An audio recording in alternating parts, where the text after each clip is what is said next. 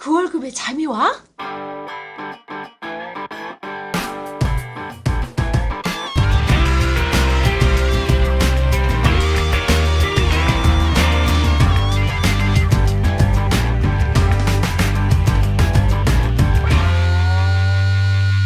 안녕하세요. 그 월급에도 잠이 오는 방송 머니스토리TV 뭉치 양수입니다. 반갑습니다. 예, 반갑습니다. 이창구입니다. 좋습니다. 좋아. 자, 저는 지난 시간이어서 방송하도록 하겠습니다. 오늘은 이제 마지막 네 번째 시간입니다. 예, 오늘은 무슨 내용을 좀 말씀해 주실 건가요? 예, 중국이 신실크로드 AIIB를 진행을 할 수밖에 없었던 또 배경 중에 하나가요.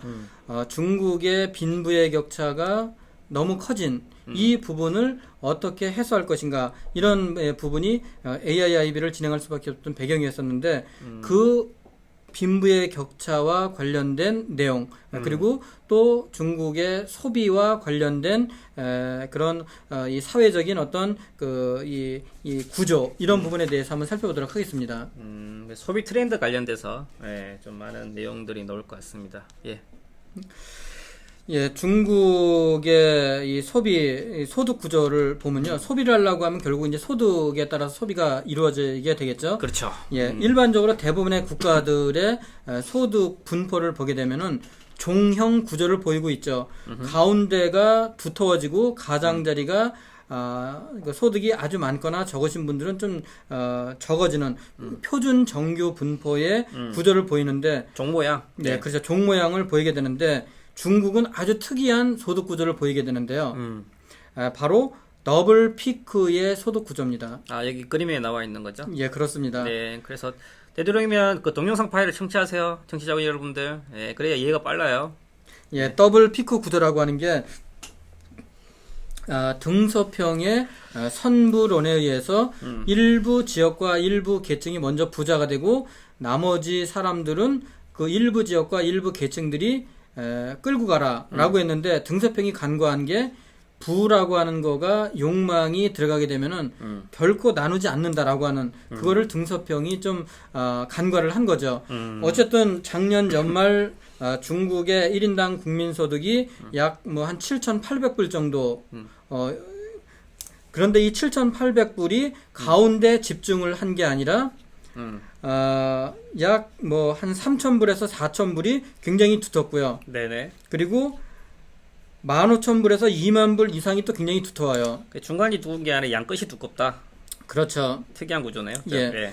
이런 특이한 구조를 가지고 있기 때문에 이게 또 중국의 상당히 지금 사회적인 여러 가지 문제를 낳고 있는데, 네. 뭐 그건 이제 중국이 고민하고 해결할 문제고, 우리가 어떤 투자가의 입장에서 본다고 하면요. 그러면은 우리가 이제 투자의 기업을 보거나 아니면 우리나라의 기업들이 중국의 이 소비재를 팔아먹을 때 집중해서 봐야 되는 게 바로 이겁니다. 애매모호한 포지션을 잡게 되면은 중국에서 실패한다.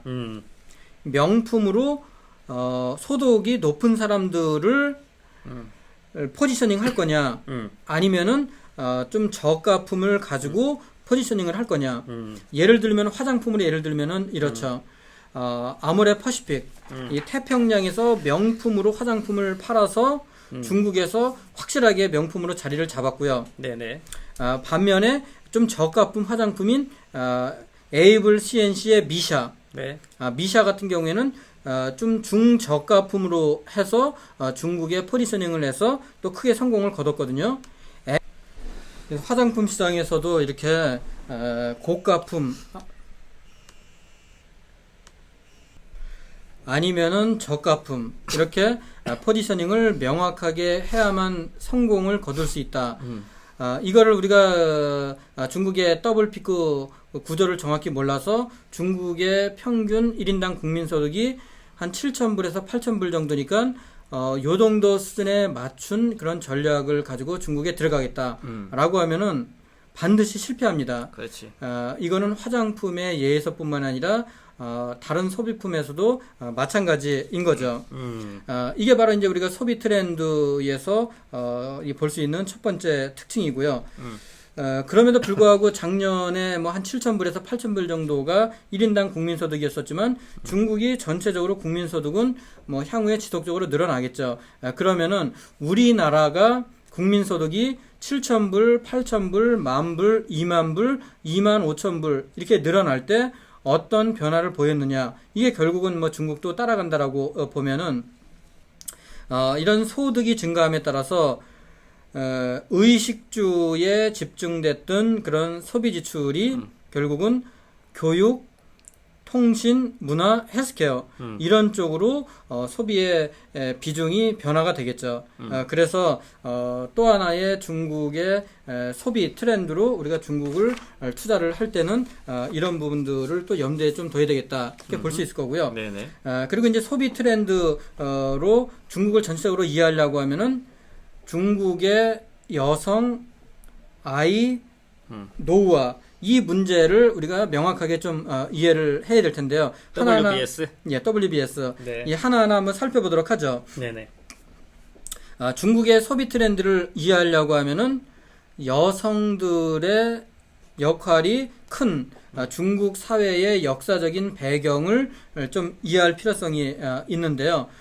중국은 지금 현재 55개의 소수민족과 한족, 그래서 56개의 민족이 지금 중화인민공화국을 구성하고 있죠. 중국의 몇만 년의 역사는 이런 여러 소수민족과 한족들의 전쟁의 역사다 보니까 남자들은 전쟁터에 상당히 많이 끌려가는 그런 이 모습을 보이다 보니까 결국은 여성들이 남아서 농사를 짓고 아이를 키우고 부모님을 모시고 그렇죠. 그러다 보니까 중국이 여성의 권력이 역사적으로 굉장히 클 수밖에 없습니다. 네네. 이런 중국의 권력이 여성들에게 집중이 됐기 때문에 물건을 팔아먹으려고 하면은 이제는 중국의 여성들한테 잘 보여야 됩니다. 중국은 지갑의 문을 여는 게 남성이 아니라 여성이거든요. 그렇죠. 특히 이게 이제 그 최근 그 이제 등서평 그리고 모택동 이런 공산혁명 초기 시절에 특히 이제 모택동이 여성의 경제 활동을 적극적으로 권장을 하고 그리고 남성과 여성의 평등을 제일 먼저 이 헌법으로 이렇게 이제 보장을 해준 사람이 모택동이었었거든요. 네. 그리고 이 여성들의 경제 활동을 모택동이 적극적으로 이 권장을 하면서 전 세계적으로 보면은 지금 현재 여성의 경제 활동 인구 비중이 제일 높은 나라가 중국입니다. 여성들이 돈을 벌고 그리고 또 역사적으로 여성의 권력이 많았다. 그러면은 당연히 중국의 소비의 주도권은 여성들이 가지고 있기 때문에 그래서 중국에 우리가 어떤 비즈니스를 하려고 하면은 여성들의 초점을 맞춰야 되겠다. 이렇게 볼 수 있을 거고요. 특히 또 거기다가 중국이 그 이 모택동 시절에는 인구는 국가의 힘이다. 해서 이 모택동 시절에는 산하제한 정책을 쓰지는 않았는데 등서평은 1인 1자녀 정책을 쓰면서 아이를 한 명만 낳게 했는데 네. 아이를 한 명만 낳다 보니까 중국도 유교적인 사상이 있어서 대를 잇는 그런 거를 위해서는 어쩔 수 없이 아이를 골라 낳으면서 남아 선호 사상이 이 어쩔 수 없는 그런 부분이 여기서 쭉 보시면은 여성 100명당 남아 아이의 수가 훨씬 더 많은 모습을 보이고 있죠. 네네.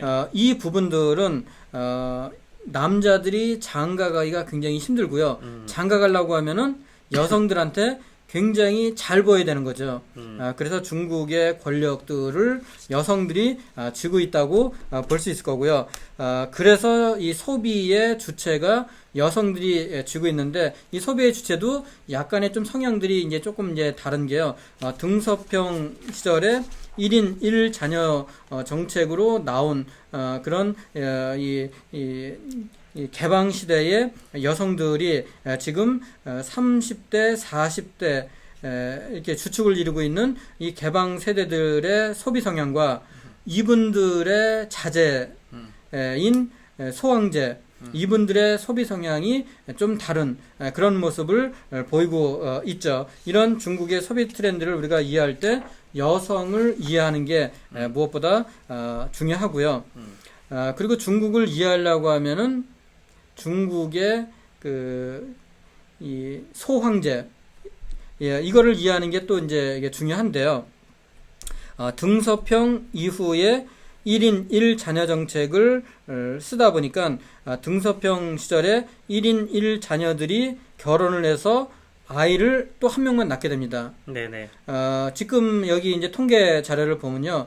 중국에서 영아 한 명을 부양하는데 어른 5명이서 지금 부양을 하는 이런 모습을 지금 보이고 있는데요. 이론적으로 보면은 이렇습니다. 6명이 이제 될 텐데 할아버지, 할머니, 외할아버지, 외할머니, 엄마, 아빠 6명이서 영아 한 명을 부양을 하죠. 근데 통계를 보니까 6명 중에서 한 명은 아마 죽는 것 같아요. 그래서 이 6명이서 아이 한 명, 영아 한 명을 키우니까 그 아이가 얼마나 귀하고 얼마나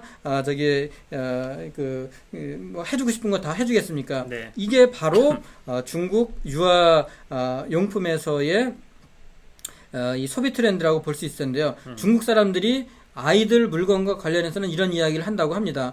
우리 중국 사람들은 애기 물건과 관련해서는 가격 안 따진다 해.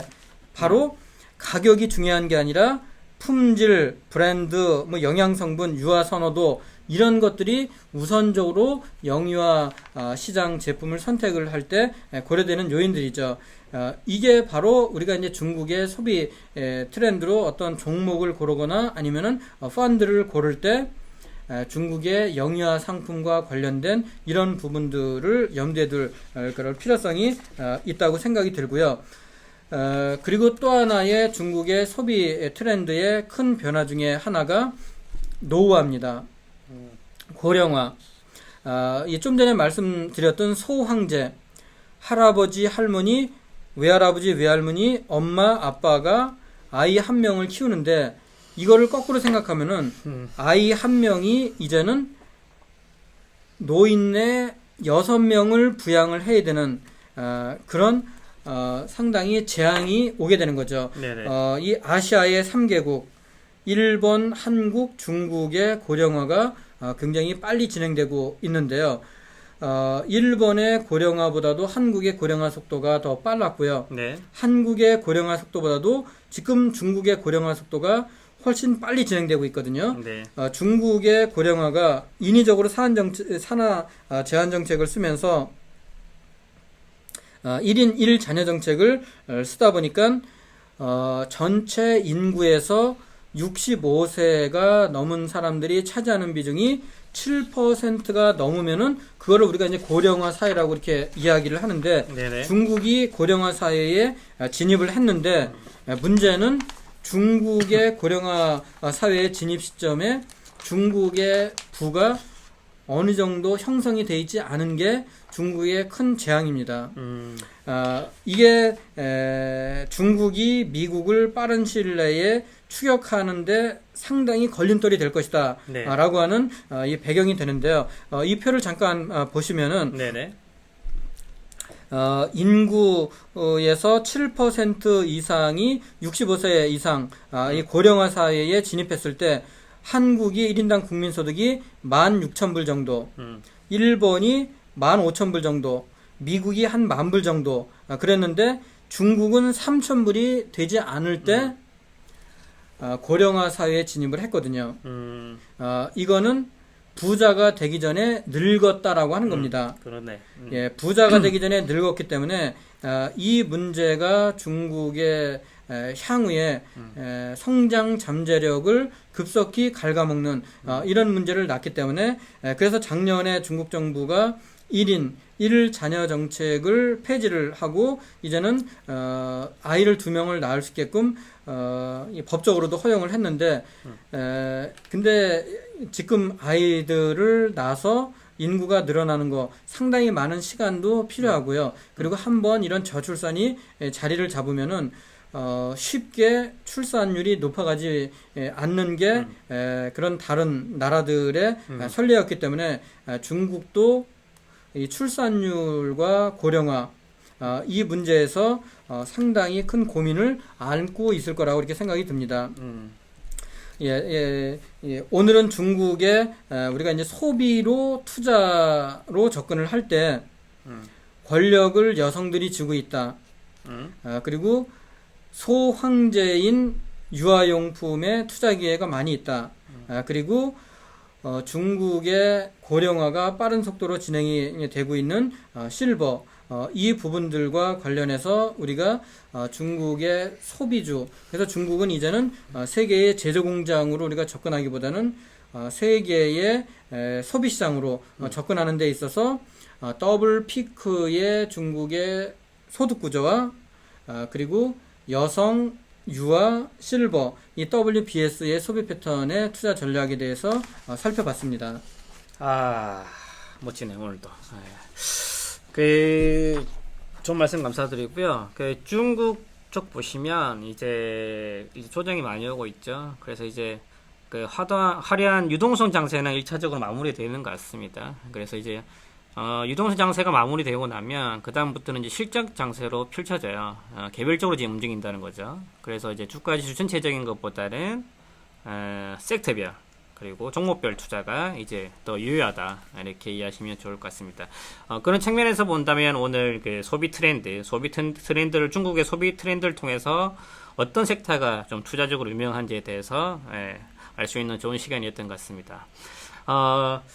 4강에 걸쳐서 저희가 AIIB 관련된 중국의 기본적인 역사적인 배경들 그리고 투자에 대한 포인트 좀 짚어봤습니다. 긴 시간 우리 수고해주신 우리 사부님 감사의 말씀드립니다. 관련돼서 좀 궁금하신 부분이라든지 중국 쪽은 문의가 많이 와요. 실질적으로. 그래서 조금 궁금하신 부분도 있으시다면 저희 moneystory.tv 홈페이지 들어오셔서 메모 남겨주시면 저희가 답변 드릴 수 있도록 하겠습니다. 네, 사부님 감사합니다. 예, 감사합니다. 다음에 뵙겠습니다. 네.